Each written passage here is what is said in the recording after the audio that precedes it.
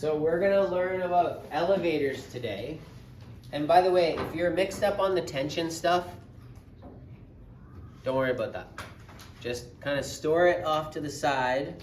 We're gonna come back to tension on Wednesday and we're gonna go through it and do it all. Okay, so if you're a little confused with that stuff, don't worry. We're gonna learn today about elevators and the forces involved in elevators. And we're gonna start with reminding ourselves how to do some free body diagrams. So, if you're accelerating upwards, if R10 is on this catapult, and I'm gonna cut the string, and it's gonna whoosh, and he's gonna be accelerating upward. Sam, will there be a net force acting on R10? Yes. Goshan, what direction will the net force be in? Goshan's going like this. Yeah, upwards, right? So if there is a net force upwards, Lawrence, what does that mean about the acceleration? When it's going up. Yeah. It might be constant, yeah. Is it upward, downward, or zero? Upward. Good. Yeah. So we have a net force upwards, which means he's going to be accelerating upwards. Karma, is there gravity pulling on him still? Yeah. Yeah. Just because we're accelerating upwards doesn't mean gravity disappears, right? So he's going to have some gravity. And that would be Fg. If there's just this, what's happening to him? He's going to be falling, right? But that's not what he's doing. So Stefan, what other force is pushing him up? Not F. Well, the net force will be upwards, yeah. But the net force is the sum of these two forces. This is a surface pushing him upwards, right? Kiana? Yeah, that's right. Very good. So we have the normal force. This N is for normal, not for net. But the net force would be the sum of these two, which is still upwards and he's accelerating up. So anytime you're accelerating upwards, your upward force has to be bigger. Okay, seeing this and talking about this a little bit, now have a look at the people around you and look at their diagram for this. If you're skating, you're moving along and you go, and you're stopping, what are the forces acting on you? Take a look at yours and kind of rethink it and look around and go, is my right, is yours right? How are we doing this? What forces are involved there?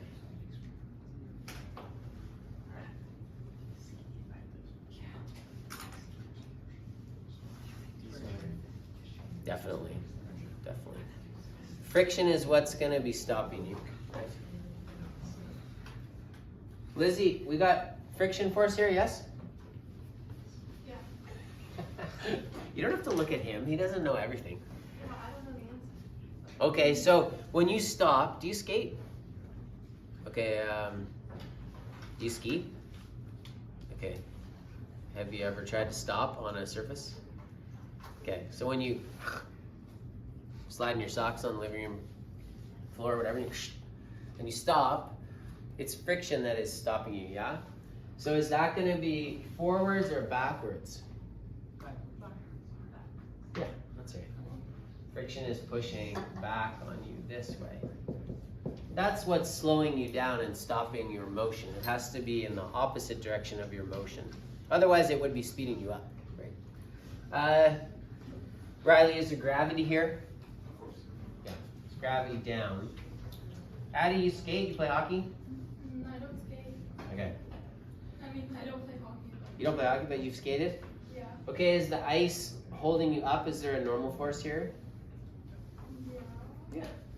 What would you say about the normal force and gravity? Matthew, what would you say about normal and gravity? The normal and gravity should be the same. Good. Perfect. Leslie. The normal and gravity are the same, up and down, so that's makes sense because we're staying at the same level. We're not accelerating up or down, so these two would have to be the same. Okay, now be honest. How many of you put an applied force or some force going forwards? Okay, so there's no forward force. Okay. This is confusing for grade 11 kids and for everybody actually.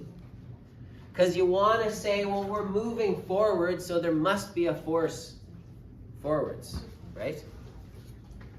But there's not. As soon as you stop pushing forwards and you're sliding to a stop. So if you're in a car and you take your foot off the gas and you hit the brakes, there's no more force forwards, there's only a backwards force. Benji, say it again. There is inertia, yes. And I'm glad you brought that up. Is inertia a force? No. Inertia is not a force. What is it? Yeah, that's Newton's law. But what is it in reality? Newton didn't build inertia, he just discovered it. Okay, repeat after me. Inertia is a property of matter. So inertia is a property of matter. It's just something that all matter has. So if you're moving, you're going to tend to keep moving.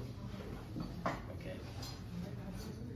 And friction is there to stop you, but you don't need a forward force to just because you're moving forward. If you're stopped and you want to start moving forward, okay, then you need a force because that's acceleration, right? So you would have had to push off on your skates and accelerate yourself forward, and then maybe you're going at a constant velocity and you're moving, but there's no force pushing you forwards, you just happen to be moving forwards. And then as soon as you now your only force is backwards stopping you. So you don't have to have a forward force to move forward. Remember, force does not cause motion. What does force cause? Good. Force causes a change in motion. It's a very big concept. Force does not cause motion. Force causes a change in motion. So force does not cause velocity. What does force cause? Acceleration. Turn to the person beside you and say what I just said.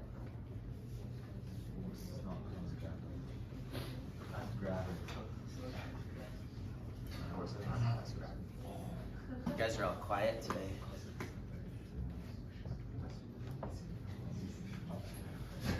Can the video see this? You have to turn.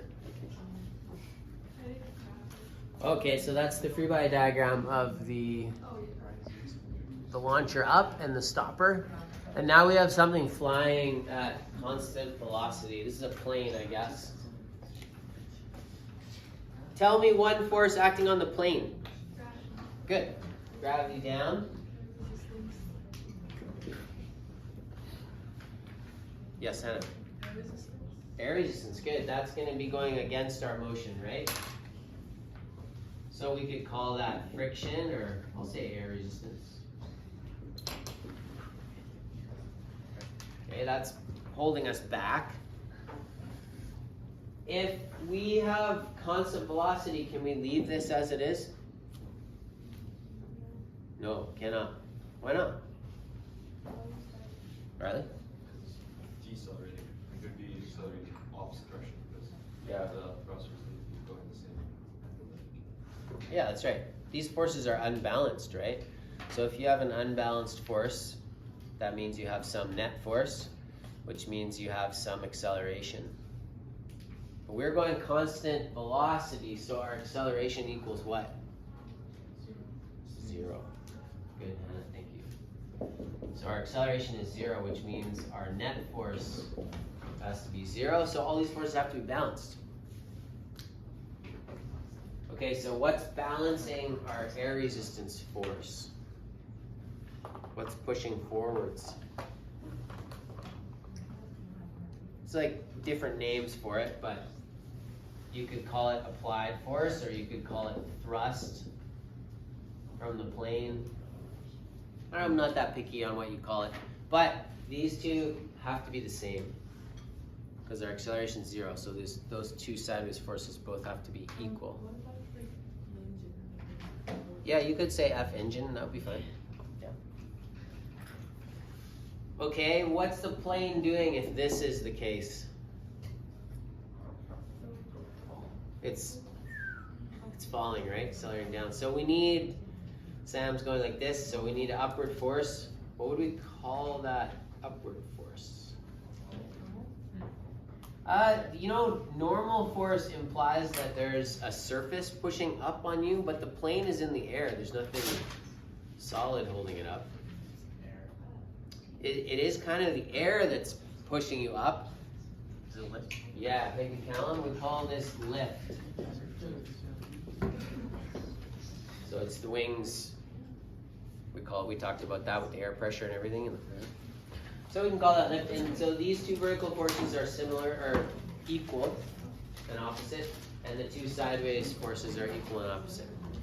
So we have acceleration 0, net force 0. Does this, if these are all equal, there are some kids in my other class and they were like, I don't believe you, mister. If those forces are equal, then that plane must be stopped.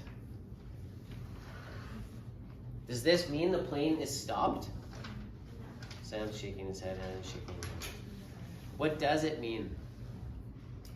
Hannah. Very good. Excellent. Let's do a golf clap for Hannah. That's right. It can be moving. It just is moving at a constant velocity, right? It doesn't have to be stopped. Okay, good. Should I do video 1 and 2, or should I just keep it going?